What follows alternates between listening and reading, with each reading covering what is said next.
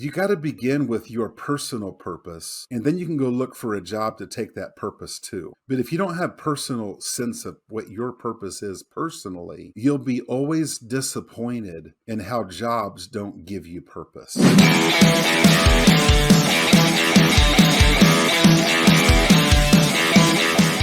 Hey, Mark, welcome to the show. Thank you. Good to be here, Max. Yeah, again, thanks for coming on. How's the end of April for you so far? Or how is April actually? How's April? In the last 5 years, I don't think I've lived the same day over for 5 years. Every day is a brand new adventure because of the work I do. And when I left my regular occupation and started doing my own thing, like it's every day is a brand new day. So I feel like every day is a Wednesday with a mix of Friday and a touch of Sunday every day. It's so anyway, it's exciting. Life is very exciting. It's an adventure. Awesome, and that's just a good theme, a good segue into our discussion. Because as you know, my podcast is about helping professionals take their career to the next level. Whether again that's through a job search or finding a bigger purpose in their career.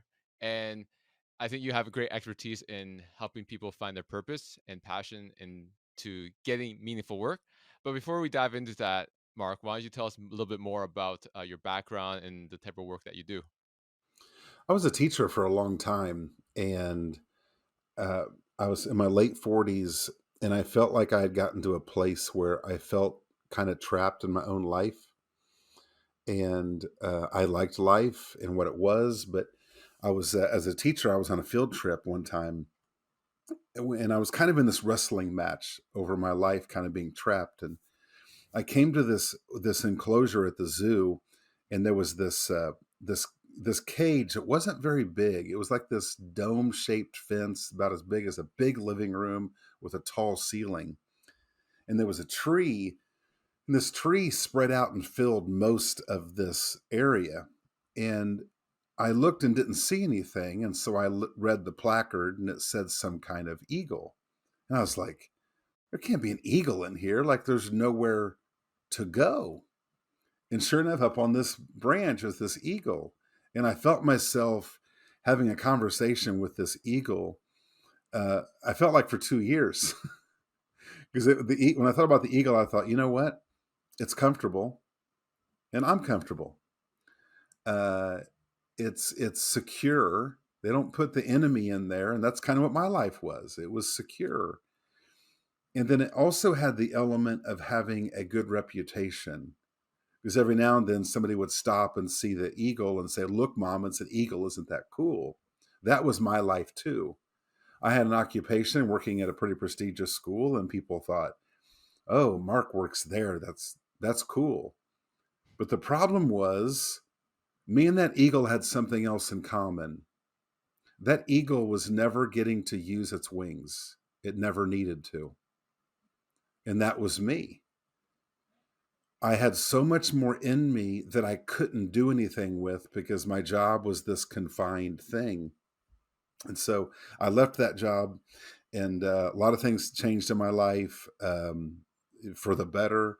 And now I just live, and I'll live the rest of my life with this one mission. It's simply helping people know their purpose and overcome any obstacles that have them in the way of living it out boldly. Because I want people to live and fully live. And if we're an eagle, I want us to fly. And so now that's what we do. My wife and I, that's what we do. We help people with their purpose. And we have a program called the Purpose Mastermind, where we walk people through an 8-week journey of knowing their purpose and overcoming any mental roadblocks that keep them from jumping off of the branch and just flying. So that's what we do. You said like you were in a very comfortable situation as a teacher at a prestigious school, right? And a lot of people are unhappy, but they're also comfortable. So it's one of Oh, those things where uh, they don't really feel the need to take the leap. In a way, it's kind of like laziness, right? As in, because I work with like professionals too, when it comes to like career coaching, as you know, and they would call me saying that they're happy with their environment and they want to change, but then this might be the first time they'll ever like work with a career coach and like go through the program, go through the price, and then they don't feel. Then they say, "I'll think about it," right? Because again, it's still risky because they never done before. And then at that point, they end up just being, you know what, it's not as bad as I thought. I'll just stick it out, right? So they never really take that action and make that step. But for you, what did you do to? So yes, you are comfortable, but what made you pull out of that comfort zone to get yourself uncomfortable to build the life that you have today? That is a great question because you're so right. It's almost like if life is, imagine a river and the shore of the river, the land. On the land, there's a comfort of just sitting in a chair and sipping on tea. But I feel like life is made for the river where there's the adventure and to get in a boat and like go somewhere. But there's danger there, there's risk. I guess inside of me, I can only describe it. I felt like there was a 1 inch tall lion that was racing around the inside of my heart, just 1 inch tall, with just this gentle roar that there's something more that I want to fully live because that comfort just doesn't satisfy. I think for me, there was a tension, and the way that tension showed up is I was eating myself to death. I think comfort, because comfort doesn't satisfy, we have to have more. I think this is why we binge on television shows and binge on alcohol and binge on some activity because we need something to numb the fact that our comfort isn't enough. And so for me, it was food. And I could see myself as a man descending. And it almost, it honestly, it scared me to think that I would, number one, I would never fly. Number two, I would never do things that my heart wanted to do for people. And the other thing that scared me is I thought if I don't do something, I'm just going to keep gaining weight until I die and I'll never really live. So those tensions were going on in me. And then, Max, I'll never forget this day. I was on a treadmill walking, and a guy gave me a book to read. And I don't read books a lot, but I read this. I started to read this book. And next to me on the treadmill was my wife.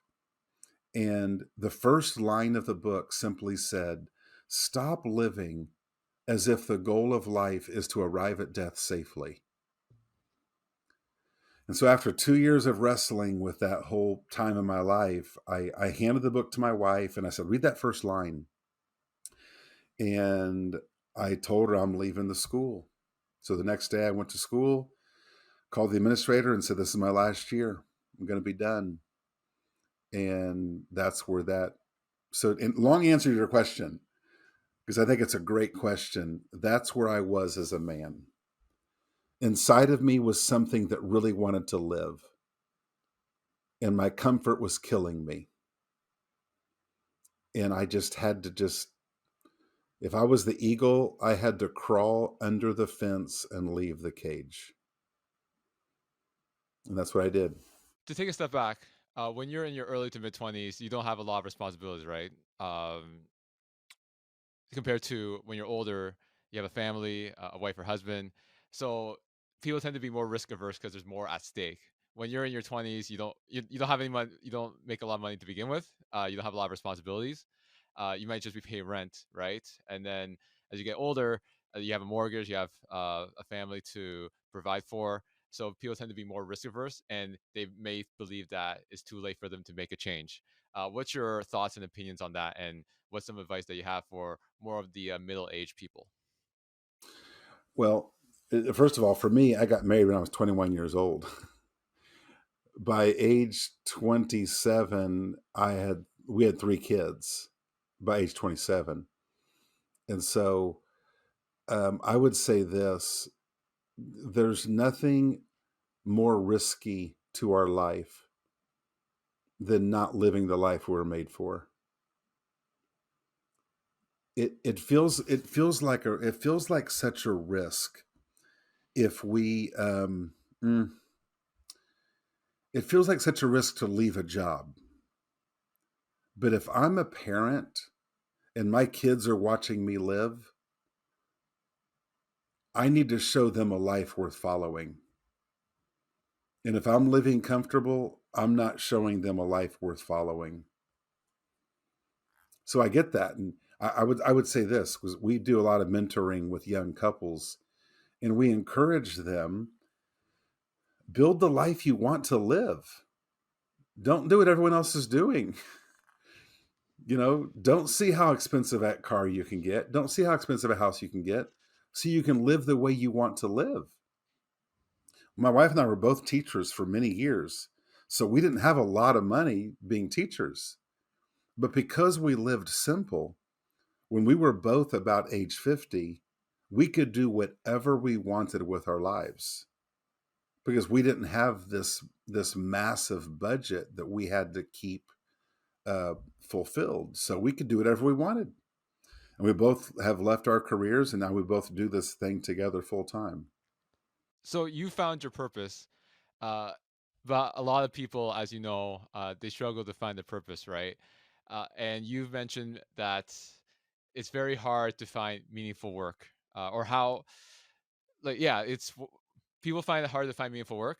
Like they graduate, work at a big company, they get excited for the first like couple months, but then it tends to get repetitive. They tend to get like comfortable, bored, and sometimes even miserable.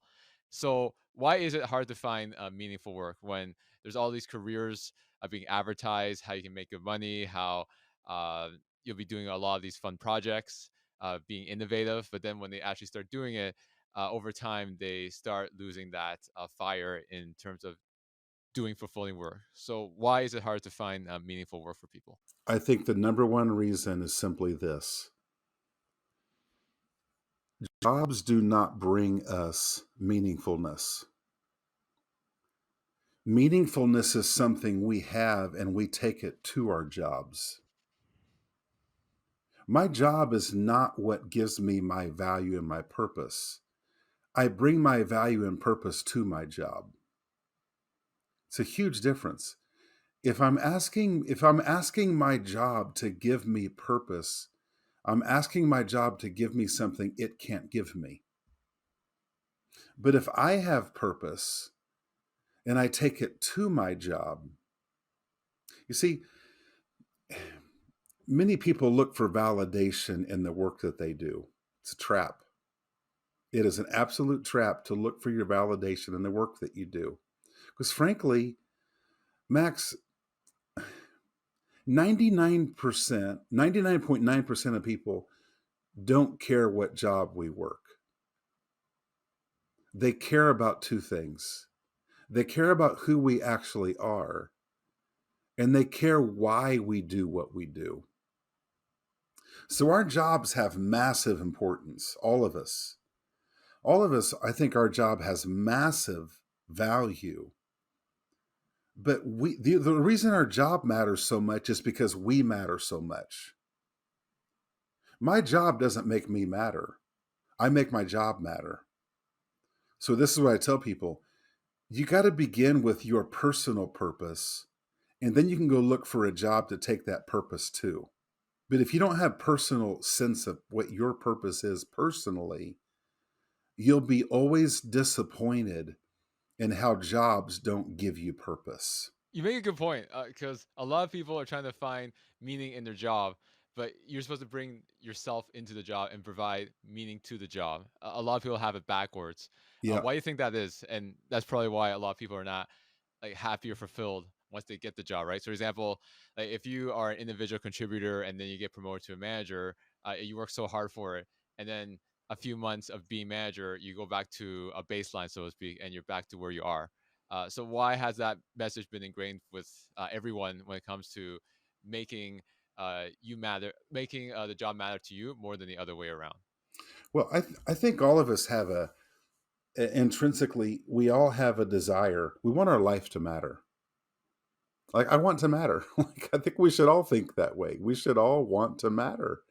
But the struggle is, How do I matter? How does a human being matter in this world? And if I feel like I don't matter, life is very discouraging. So we're looking for something about us that causes us to feel like we matter. And this is just a human thing. Think back to childhood. Think back to little kids in school. Like everyone's looking for their thing to show, look, I'm this. Look, I got straight A's in school. Look, I'm a football player. Look, I'm on the dance team. We're all looking for something to validate ourselves. And when you become an adult, it appears that the job is the only way to validate yourselves to people. So hopefully you can go and meet people and say, hi, John, my name is Tom, and my job is I'm an electrical engineer. So hopefully the answer to our occupation, we want it to validate ourselves to people. But there again, you're right, it's upside down. We're trying to get our job to validate us. We validate the job. The job by itself is boring. If Max is doing the job, it's awesome. And I think that's like that for everybody. Like all of us can make the job awesome because of who we are when we show up and do it. Yeah, it goes back to what you said, right? I think when people are unhappy, it's not really about the job; it's more about the um, internal struggle of, like as you said, being feeling important. That's why I think when it comes to jobs, people value the praise from their boss more so than the actual salary. If they make 100K, for example, and they get no praise, or they get beat down by their boss all the time, compared to, let's say, making 80K, but you get praised a lot by your boss, they tend to be more happy that way, right? Because again, it goes back to trying to get validation from the job, but it shouldn't that you shouldn't put all your emotion into a job, especially with all the people getting laid off in the recession. Again, the thing about getting laid off is a lot of these people they feel they feel it don't matter, right? Like yes, they lost income, but I think the fact that they thought something mattered to them no longer matters. That it really strikes a chord with them. So how do you help people deal with that type of grief? Yeah, I remind people of who they are and that their job does not determine their legacy. Their job does not determine their value. I think when people lose a job, it becomes an opportunity, not not just to find the next job, but to find themselves. I just talked to a man just the other day who said, "Man, I he's a he works at a school as kind of a strength coach, strength and conditioning coach, and he coaches helps to coach the eighth grade football team." And he said the head coach called him into the office for a meeting, and he thought, he wanted to maybe promote him to something, and he basically told him, "We don't need you to coach football anymore." And in Oklahoma, football's the thing. Like if you coach football at any level, like, oh, you coach football. Well, he was told he does not need it anymore. And this is a great man. And frankly, I told him, I said, Daniel, this is awesome. It's awesome because for you to think that your value is in how long you coach that eighth grade football team, in actuality, this frees up time for you to dream of other ways that you can use your purpose in this world. And you might find something even more amazing to do with that time. Frankly, I think the earlier that someone loses a job, the better. So we can realize that wait, I can't put my identity with my job. The cruelest reality is if someone works a job maybe for 40 years. I know of a man that just 2 years ago, he worked in a certain industry for about 30 years, and they kept telling him that you're going to be the next CEO, and they were grooming him to be the CEO. But then they decided, 30 years in, they decided, I want to sell the company. And the best way to sell the company was to get rid of his salary. And so he was let go.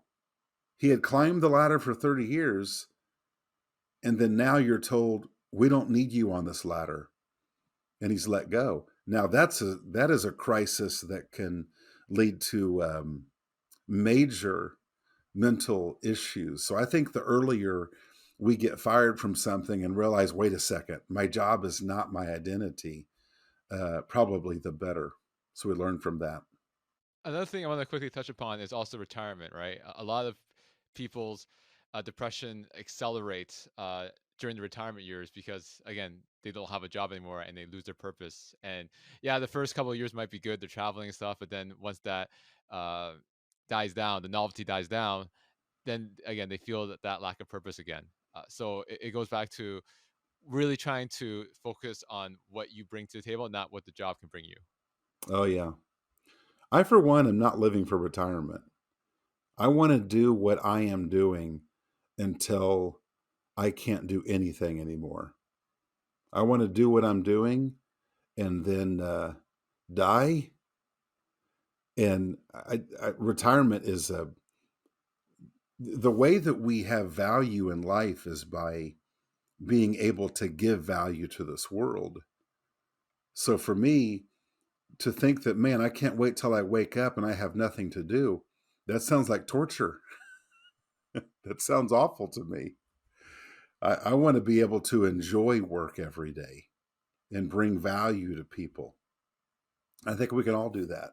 So for people listening or watching the show, uh, let's say again, they're either they got laid off, they're just fed up of their job, they're tired of being in their comfort zone, so to speak, and they want to make a change. And we've already established that trying to find your next job without solving the internal problems first is recipe for disaster. So, what is your roadmap or strategy in terms of doing some self discovery in order to put yourself in the right direction to achieve career success and get that self fulfillment that you've been seeking? We've really spent 30 years to put together this roadmap of purpose. Um, it would probably take 2 hours for me to describe what this roadmap is, because it's an 8 week thing we take them through, and I don't want to come across as if we're selling anything to anybody, because I just want to help people.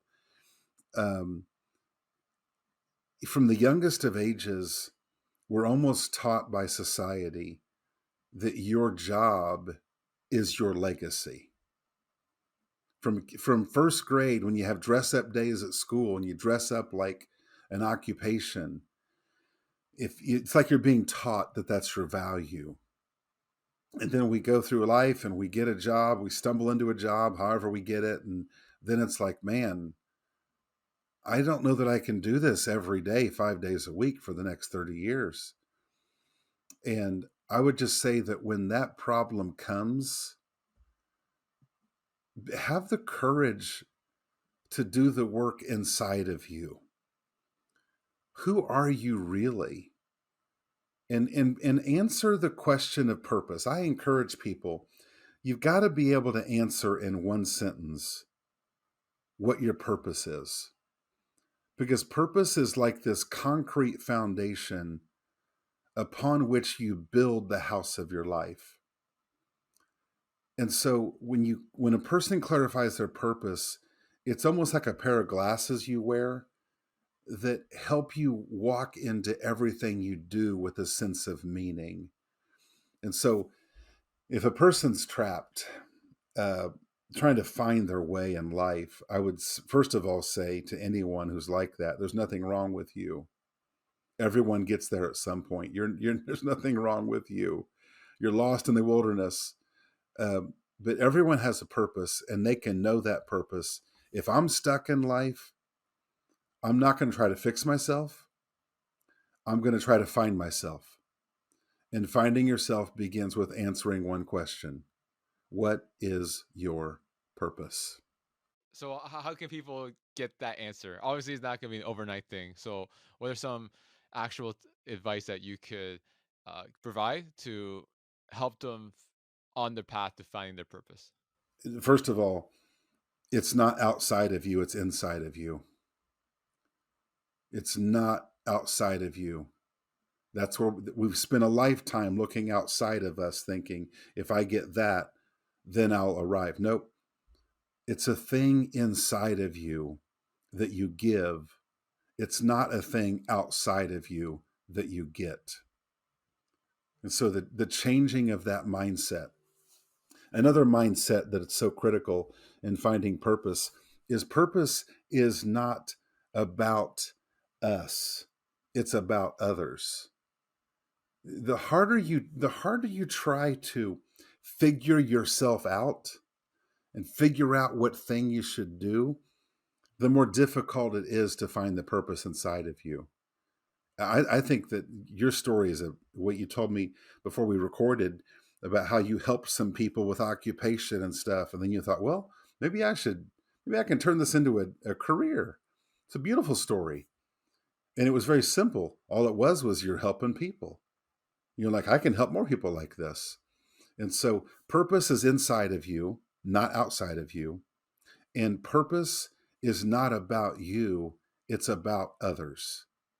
As long as it's about you, it's hard to find. When it's about others, you're much closer to the right mindset to finding it. So those are a couple of the thoughts I would give about purpose. You make a good point about is not is what you can do for people, right? In terms of like Yeah. what you can provide them. A lot of people are trying to find purpose through like selfish reasons, right? Yep. For example, maybe this career is better suited for me. Maybe doing this might help my mindset, right? But in the way I'm phrasing it is like you're basically doing stuff for you, but you're not doing stuff for other people. Uh, from what I've heard, people who tend to give tend to be more happier than Hmm. people who are just in it for themselves. Completely. Completely. I think we do some work with parents on parenting. And we tell parents there's only one thing you need to teach your child. And it takes 18 years to teach them this. It's very simple. Life's not about you. If I'm looking at my life and my world and it's about me, everything will be a struggle.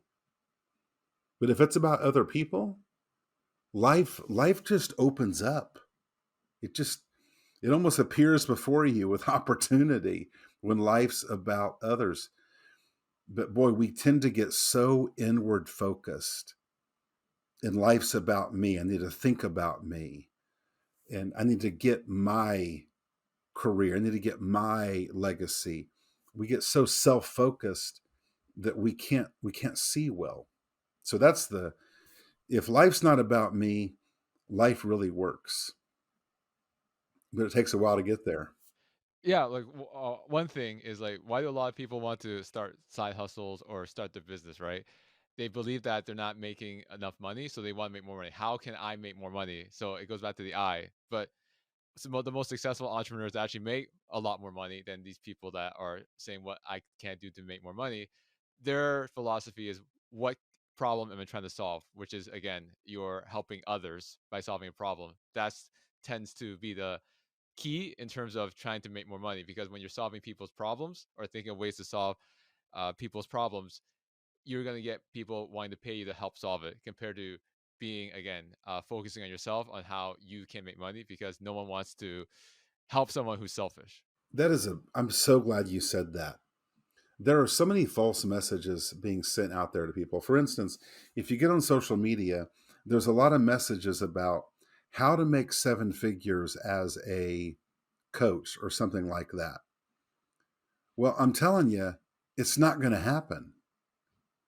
Like, it's not going to happen. That's not how life works. How can I make seven figures? How can I make a lot of money? If it does happen, I'll probably ruin myself in the process. You're so right. I know people that are massively successful, but it all began from a heart of just wanting to solve problems that humans have. That's the heart behind, and it's still the heart behind what they do. They're just trying to solve problems that other human beings have. And so all the books that say, hey, buy this book, you'll make $1 million. Buy this course, you'll be a millionaire. It's not going to work. because we're climbing the wrong tree. It just will not work. Yeah, going back to what you said about like coaches, coaching programs, courses, like people are trying to find that key to help them make more money. But again, you have to start with the foundation. What problem are you trying to solve? What problem are you passionate about solving? And how can you package it in a way that your audience will understand what you do so they are willing to pay you to help them solve the problem? So we talked about earlier about like careers with younger professionals, and there's always that pressure of trying to pick a career as quickly as possible in your 20s, especially when you graduate. Why is there so much pressure in yeah, why is there so much pressure when it comes to getting these newly minted grads to pick a career right away compared to trying to do some self-discovery, bounce, maybe possibly bounce around a little bit in order to find what they really want? Well, I love what you just said about giving people the freedom to kind of, bounce around a little bit. It's totally fine. Like, nobody needs to choose. The more important we make the job decision, the more difficult it is to make it. So if I feel like my job is my purpose and my legacy, you feel like you're making a decision, and it better be right because this is the legacy of your life. It makes it very difficult to choose that. Clearly, especially in today's day and age, people are going to work multiple jobs.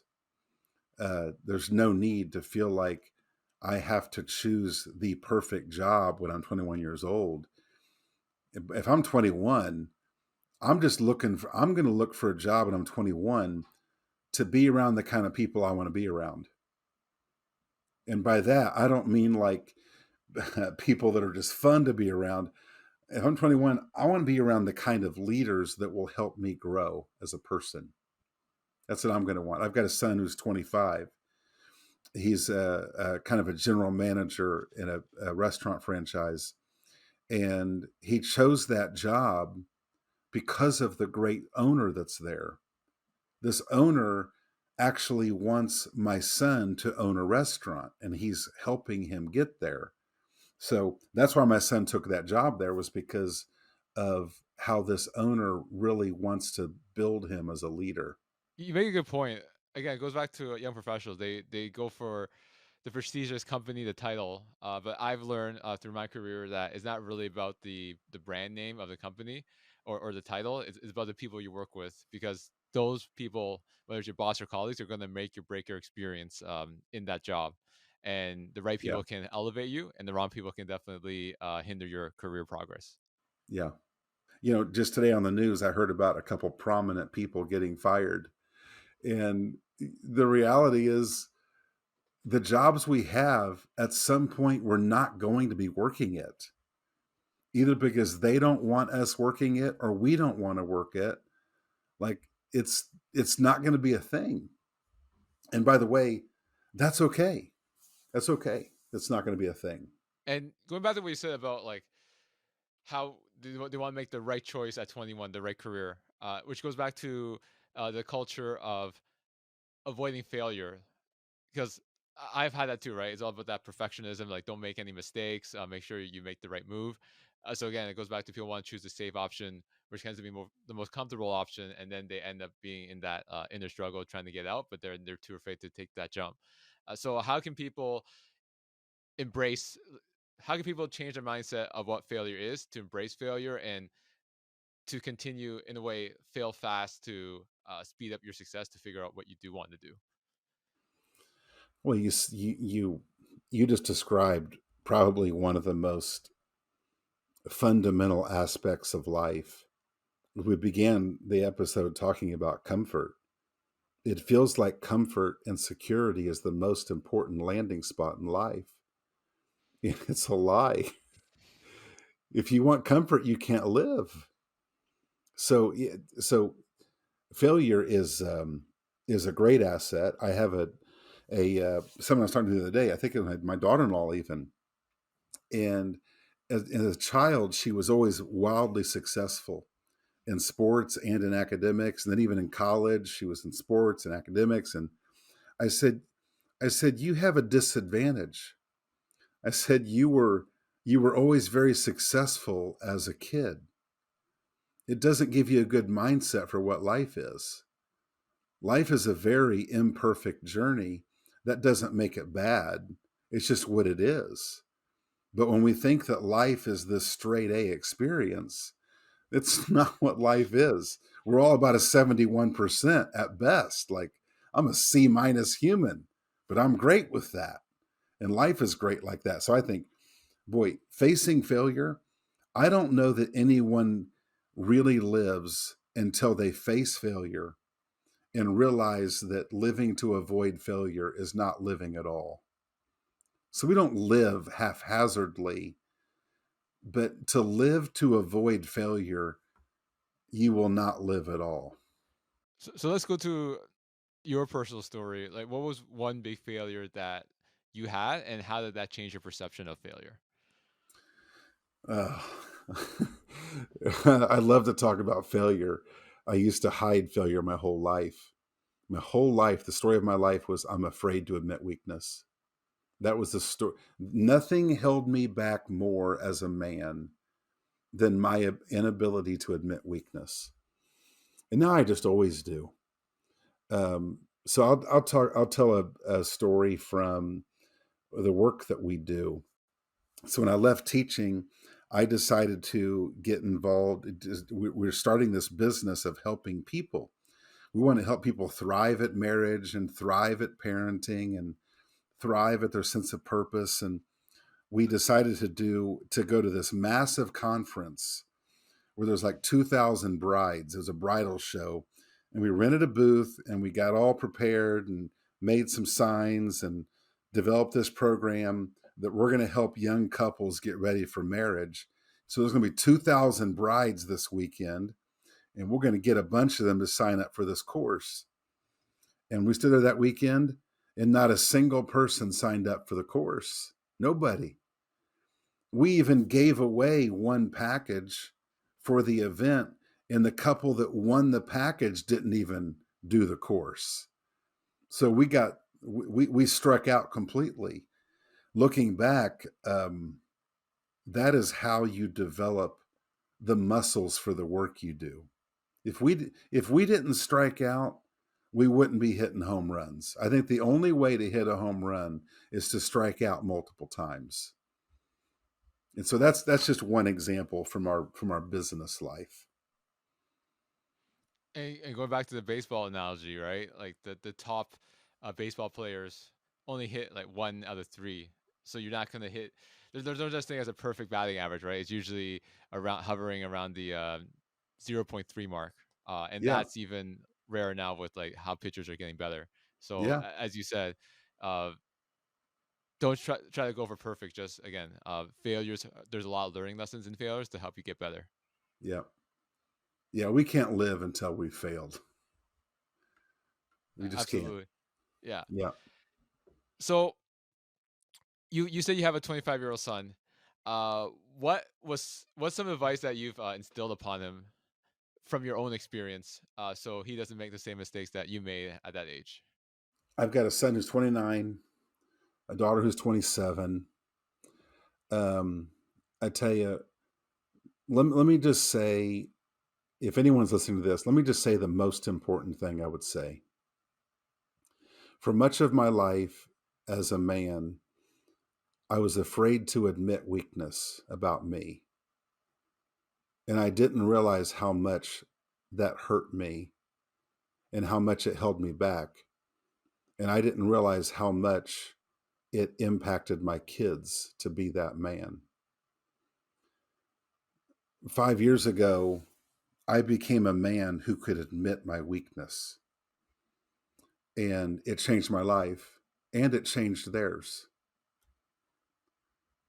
Because probably the biggest downfall we all have as humans is the fear that there's something wrong with me.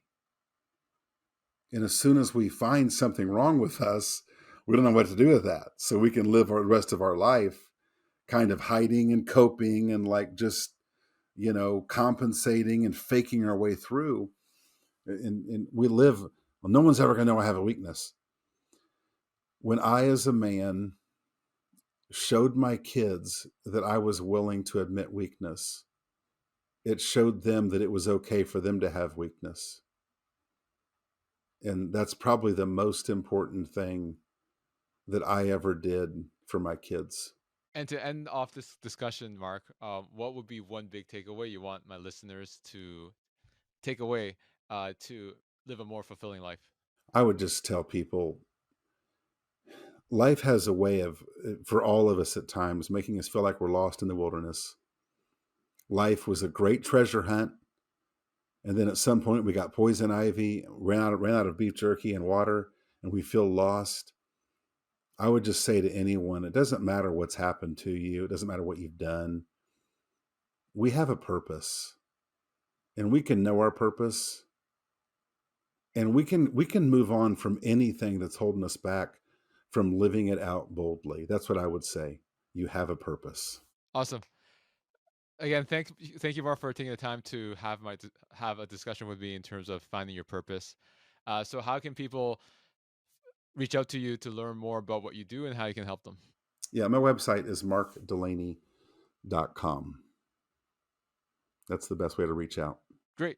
And again, I appreciate your time and enjoy the rest of your week. Thank you. Thank you so much for watching. For more content on careers, job search, and self-improvement, make sure to hit that subscribe button.